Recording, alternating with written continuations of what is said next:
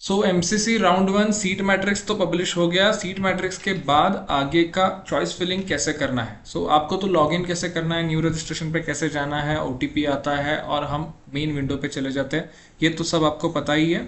अब उसमें ये चॉइस फिलिंग न्यू आपको ब्लिंक करता नजर आएगा और अवेलेबल चॉइसेस भी आप क्लिकेबल हो जाएगा। यहाँ पे अगर मैं डीम्ड में जाता हूँ तो एमजीएम नेरुल ये स्टार्ट हुआ कॉलेज हमें नजर आएगा। हम जब लॉग इन करते हैं तो प्रोफाइल फिलअप होने के बाद अवेलेबल चॉइसेस जो ऑप्शन है इस पर हम क्लिक करेंगे तो यहाँ पे सारे ऑप्शन हम देख सकते हैं और जो हम फिलअप करने वाले हैं, जो आपने कोटा सिलेक्ट किया होगा उसके अकॉर्डिंगली। चॉइस फिलिंग में जब हम क्लिक करेंगे तो चॉइस फिलिंग में आपको पहले बार यहाँ पे एक तो पासवर्ड पूछेगा, पासवर्ड डालने के बाद ही हम आगे चॉइस फिलिंग के लिए जा सकते हैं। ये इंपॉर्टेंट स्टेप है। तो अब ये ऐसा पोर्टल ओपन होगा, इसमें हम ऑफ कोर्स यहाँ पे फिल्टर्स लगा सकते हैं। जो आप सेंट्रल यूनिवर्सिटी का फिल्टर लगाओगे तो यहाँ पे सेंट्रल यूनिवर्सिटी दिखेंगे।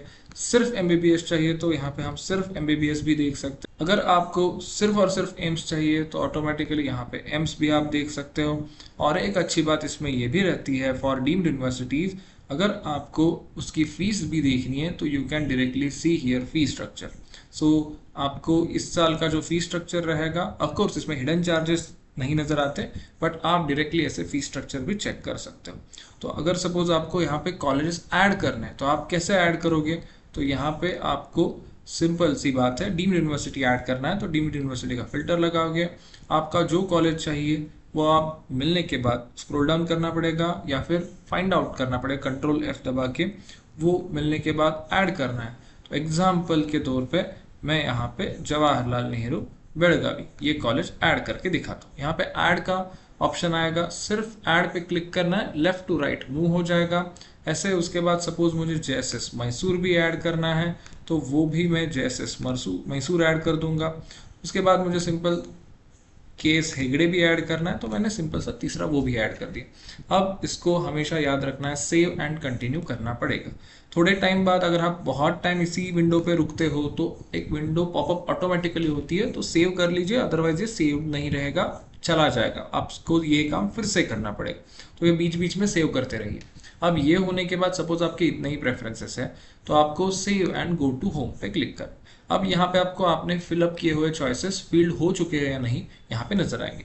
टोटल अवेलेबल चॉइसेस कितने हैं वो हर एक के अलग अलग हो सकते हैं। किसी ने ऑल इंडिया कोटा सेलेक्ट किया होगा, किसी ने ऑल इंडिया प्लस ओपन, किसी ने all India plus open plus deemed, तो उसके हिसाब से वो यहाँ पे दिखाई देंगे। आपको अगर वो देखने हैं तो फील्ड चॉइसेस पे क्लिक करने के बाद आपको यहाँ पे नजर आएगा, तो ये आप प्रिंट भी निकाल के रख सकते हो। आपके लिए ईजी जाएगा। यहाँ पे आप लॉकिंग का ऑप्शन तो अभी तक एक्टिवेट नहीं हुआ है, वो तो बाद में ही होगा, लास्ट डे पे ही होता है, 4 बजे के बाद ही होता है। तो ये अभी तक तो जो काम है चॉइस फिलिंग ऐड करने का, इतना तो हम करके रख सकते हैं। Choice filling finally started. ये सब चॉइस फिलिंग होने के बाद पीडीएफ आपका जनरेट होने के बाद लॉग आउट कर दीजिए।